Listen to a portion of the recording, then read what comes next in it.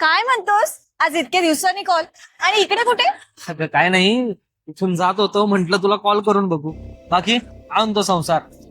ज्याच्यावर प्रेम होतं त्याच्यासोबतच लग्न केलं म्हणजे तूच सांग ना संसार कसा असेल? कंटाळा ना. नाही, त्याच काय आहे, तुझाच हट्ट होता ना त्याच्यासोबत लग्न करण्याचा.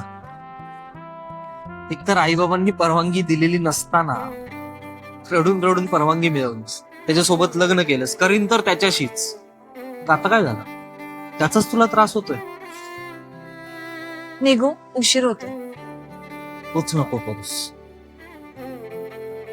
बघ, सगळेच आपले आपले नसतात हं.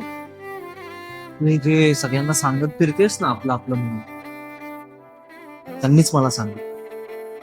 अगं, मी त्यालाही ओळखतो आणि तुलाही. आता त्याच्याही आई बाबा माहिती आहेत आणि तुझेही. तुला त्याच्या आई बाबांचा काय प्रॉब्लेम आहे? मुळात तूच म्हणाली होतीस ना, तो जिथे असेल, जसा असेल, ज्या परिस्थितीत असेल तिथं मी थांबेन. मग आता काय होतंय? आणि काय ग सॅटिस्फॅक्शन, काय काय कॉन्सेप्ट आहे तुझी सॅटिस्फॅक्शनची?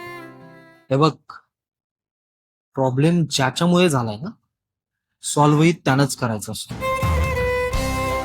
त्याच्याशी नाही. कळतंय?